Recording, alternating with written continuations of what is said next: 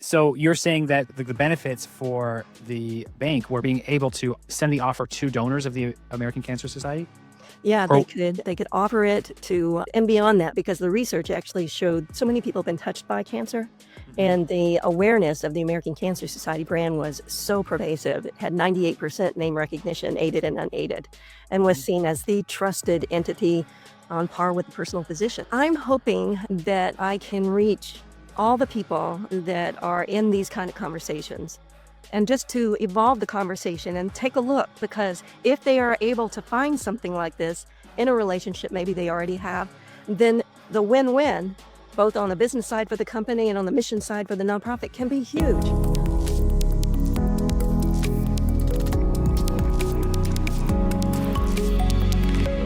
Cynthia, welcome to Growth Stories. So happy to have you on the show. So you're a prominent author in the business space. I'd love to hear what you're working on right now in your latest book. Well, thank you so much. It's a pleasure to be with you, and I am delighted to be sharing the insights in this book. It's been an endeavor of 2 years to be able to bring it out there, and it is based on the part of my career that I felt had the greatest opportunity for impact, and I spent my career in the nonprofit sector, Mhm. and I have worked with some beautiful global brands and also had the opportunity to create business-related partnerships with global companies. And there's a lot of wonderful work, transactional work between companies and nonprofits for grants and sponsorships. But this book is about another conversation. It's about business partnerships based on the analysis of assets and the value of those assets. So it is a little nerdy, but I think I use a lot of You're in good story. space for nerdy stuff. So what's it called? What's the title? It's called Beyond Checks and Halos, because when I thought about what to call this thing, dominantly when a nonprofit wants to have a relationships with a company, they're kind of Mhm. looking for a check, either Yeah. a grant or a sponsorship, but it's usually transactional and it's something they hope will repeat, but it's very simple, if you will. And generally, a company wants to look good in front of their employees, in front of their customers. So that's where beyond checks and halos came from, because again, there's a whole nother conversation available. Yeah. Well, for somebody outside of the nonprofit space, what are those other benefits to companies and nonprofits aside from just the check and the reputation It's boost? basically ROI. It can hit your bottom line if you look for it. And Mhm. maybe a real quick example is a deal that I did with Citibank when American Cancer Society invited me to start the first business unit focused on relationships with companies. And Citibank gave us a call and said, "We'd love to do a license agreement with you. We'll give you $150,000 a year for the privilege of putting the logo and the name on a credit card." And I didn't know what it was worth. And so I said, "Let's do some research." And they were gracious enough to not only do the research with me, but to pay for the research, which was very nice. We basically took a small sliver of the American Cancer Society donor base and did an actual offer. And then we based the price, if you will, on that relationship, on that research. So we looked at response rate, but we also looked at how many people actually activated the card. And that conversation turned into a $15 million deal. Mhm. So it can be very different by leveraging assets. The assets in that case was the power of the brand, the trust and the power and the passion behind the Mhm. American Cancer Society brand. And for them in that environment with that offer, it was worth 15 million. And so just to break that down, that specific example, so you're saying that the benefits for the bank were being able to send the offer to donors of the American Cancer Society? Yeah, Or they could offer it to and beyond that, because the research actually showed so many people have been touched by cancer. Mhm. And the awareness of the American Cancer Society brand was so pervasive. It had 98% name recognition, aided and unaided, and was Mhm. seen as the trusted entity on par with the personal physician. So you didn't really have to go into our donor base. You could go into the general I population see, I see. and be able to And so you market. were able to put together an actual value of that one small element that we just talked about, which is reaching out to donors, and then a larger element is how many more people basically would accept this offer because of the positive brand association with American Cancer Society. Say, oh yeah, I'd like to support them. I'll get that kind of credit card, and that's going to increase. And so you try to put an actual value on that particular, I would call it. I mean, if we weren't talking about nonprofits, to me, this is like a marketing play. It sounds like, It this is a specific marketing play. play. It's a Yeah. business play. And that's my whole point is a lot of times profits and nonprofits don't look at business plays.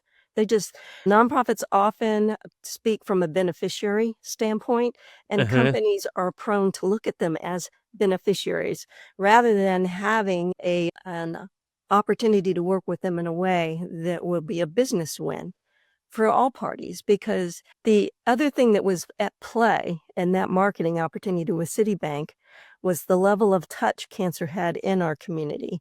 Mhm. And almost everybody knows someone who has been touched by cancer. And so they're passionate about it. So that helped a lot too. So it isn't, there are many factors that make a good marketing play. I think Mhm. the best story in the book is not my story. It's a story because I interviewed 35 other experts in this kind of conversation. Mhm. And one was Vicky Escara, who used to be the chief marketing officer for Delta. And when she retired, she wasn't done, so to speak. She still wanted to do something good in the world. So Um, energy left in the tank. yeah. And so she ended up being the CEO for what is now known as Feeding America.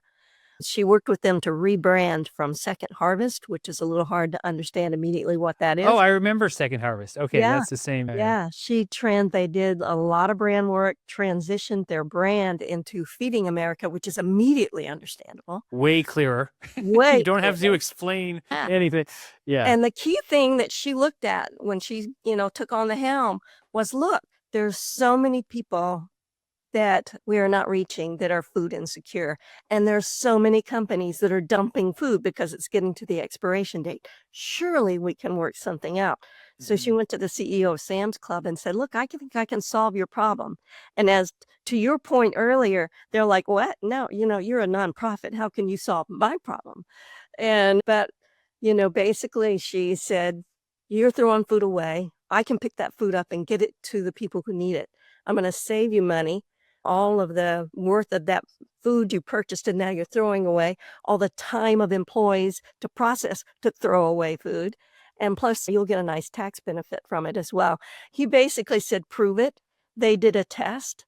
And this is a lot of what my book is about too, is that you can have a bright idea, but you have to test it. There has Mhm. to be proof in the pudding. And if you do test it and do well, then things can happen that you maybe not even imagined. Little Feeding America went from a $20 million organization to a $2 billion That's organization. amazing. That's amazing. Yeah. What you're describing to me just sounds like another angle to apply entrepreneurship, that you don't have to Yes, only think I need to, go and acquire customers and solve a very specific, there's other problems in the market that you can solve in a way that benefits nonprofits or that has some other goal where it isn't just maximizing cash flow or something like this. Like what you absolutely. just described sounds a consultant could have come in there and done it for a fee. Yeah. So And in fact, I am hoping that people will see that this is a huge opportunity. There isn't lightning striking in every conversation, but if you're patient and you do your research and you align your assets where someone else has needs, like Feeding America, they were dumping food. They really had a need to be able to transform that whole situation. Feeding America had a solution. So mhm.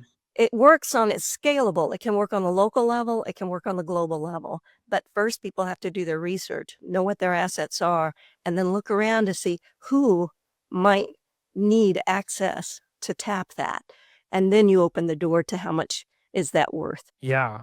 And do you have an overall framework for this? Like when you're describing it, just different little elements came to mind for me. Like when you described the Feeding America, this makes me think of supply chain stuff. You know, how you can basically you can keep making money from the sawdust. There's somebody who needs the next element. Whereas the other part sounded like a creative marketing play. Do you have an overall framework that wraps this up where you could, how you could start to look for where these opportunities might be? I do, yeah, and it's elaborated on in the book.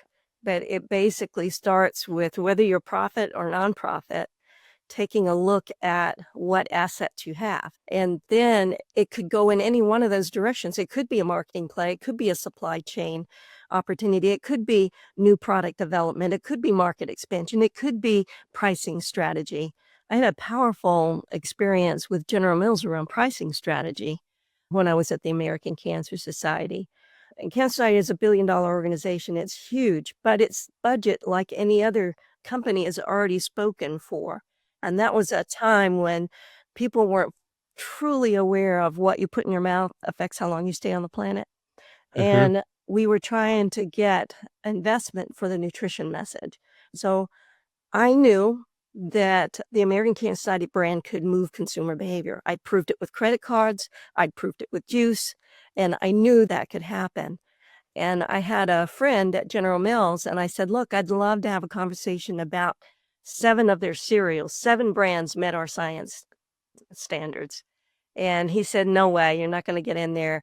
They are so up to their eyeballs with trying to figure out how they can even charge a penny more for a box, because that differential in pricing will send customers scurrying to a similar Yeah, they brand. know the exact like price demand curves. Yeah, yeah, and it was so tight. And I said, really, I'm not going to ask them for a donation. I'm not going to ask them for advertising. I'm not going to ask them for any of that. Just give me 15 minutes. And he got me 15 minutes with one of the brand managers, and he was really obviously only doing it as a favor to this guy. Hmm. Yeah. And I walked in with this bell curve that I had done on research. I'd gone to 4 markets and had an ad, and we were doing mall intercepts. That's kind of a nerdy term for if you've ever been in a mall and someone says, excuse me, can I ask you a Hi. couple Yeah. questions? It Yeah. was one of those, but it was a picture of an ad, and it basically said, how much more would you pay for a box of cereal if part of it went to find a cure for cancer with the American Cancer Society? And the average of the bell curve on pricing was a quarter. And Yeah. even if that was half of the people had exaggerated, it was still a lot more than a penny. And I took that bell Yeah, curve I in love and I this. talked to the brand manager, and 15 minutes turned into over an hour. And then that turned into a really wonderful co-promotion where they Hmm. used the correlation with nutrition and the American Cancer Society's trust factor. We were on the back of their boxes, we were in their ads. It was really quite beautiful, and there was no way we had the advertising budget to do that. So it was a Hmm. win-win. That's another very creative one to basically show somebody, hey, you have more pricing power with this association, and then you're also getting more exposure for the society. So that's amazing. That's very cool. I can't remember the name. I'm trying, racking my brain. Van Warfhoff. There's this guy's name for the specific survey you run for. I can't remember for how much you can charge, but I love that. And these seem like all these things you mentioned do not seem super easy. they're You not know, they are they're not not. really so these are But not tactics you can just easily repeat. no, but once you find one and you find a partner Mhm. that is aligned, and that's another thing I talk about in the book, is make sure you have criteria, because just because someone needs something you have doesn't necessarily mean you should stand next to them. Yeah. There are Not other, all money is good. not all money is good. I mean, the American Study would never stand next to the tobacco industry Mhm. because, so it's that product used as directed kills people. Yeah.